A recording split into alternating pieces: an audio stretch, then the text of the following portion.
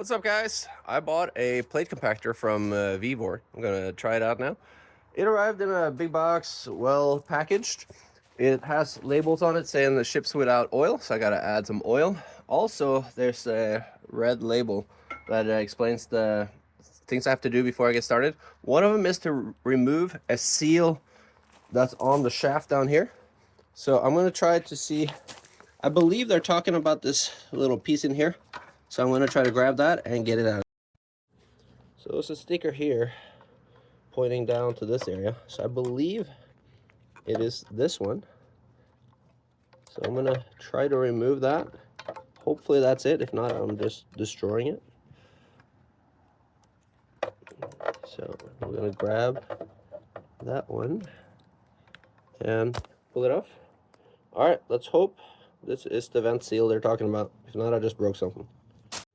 Since it ships without oil, I have to locate this plaque right here and tells you which motor you have. I have the CNP 6DC. Based on that, go to this one. This is if I have CNC 60P, I need between 550 milliliters and 600 milliliters of oil.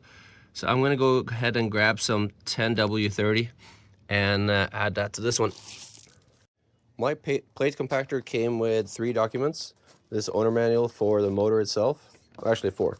Also some emission documents. And it came with this user manual that's specific for this tool, not just a motor. And then also just something they added afterwards, which it has to do with the seal to remove and how much oil. It has no information about how to install these pieces, but there's shouldn't be that hard. You can also look here to see how it does go together, but you have 2 options down here. Either attach it here or here. It's obviously should be the one on the back down in there, because then it can rest on this one to keep the handle up. So I'm gonna go ahead and unscrew these and attach it there. It does come with a tool, this tool right here. So I figure since this is the only part that needs to be assembled, it would fit this bolt. It does not at all. So this is much bigger. What you do need is a number 18, which if you happen to buy a vibrating screed from these guys, it comes with 2 of them. So I will use that and get this attached. Next up was attaching the top handle to the bottom and just feed the little bolt through here, put the curved washer on that fits the curvature of the poles themselves, and then tighten that down. It's very hard to do with one hand, so I'll use 2. Got that on there, nice and tight. You can see that these are flush. They didn't get a turn 90 degrees or anything, so that's good. Next, we got the controller or the throttle. So I'm going to put the throttle onto the rubber here. Here, I'm sure it's going to eat through the metal, so I'll put it up there. It does have locking nuts on the back, so you'll need a couple of wrenches to get this apart and attach back on. I got the handle attached and the throttle, so we are ready for oil. I don't have that right now, so I got to go head to the store. But assembly was not hard. They should have definitely included assembly instructions, but we should be good. Just get some oil, get some gas, and we'll fire it up and do a test run. I got it fired up. I have the oil in there, put some gasoline. I did 1 course around just because I'm going to operate it with one hand, so I needed to make it a little easier on myself. So now we'll give it a shot.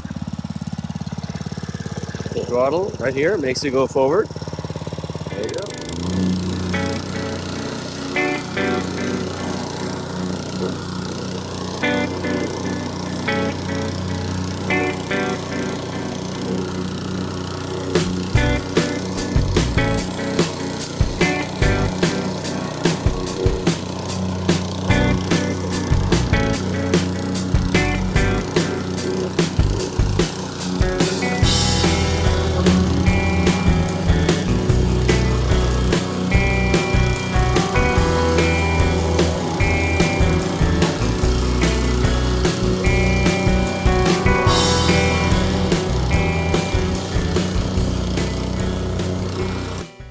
Alright guys, so I am super happy with that plate compactor from Vevor.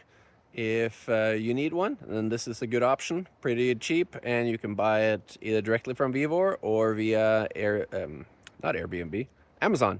So anyway, if you have any questions, let me know. I used it to make this pad back here, and it turned out really nice. If you want to check that video out, you can, yeah, just search my content. Anyway, like and subscribe. We just got building permits, and we'll soon be building a ADU over here, a garage with an in-law unit above, and it will be built to passive house standards. So finally getting started.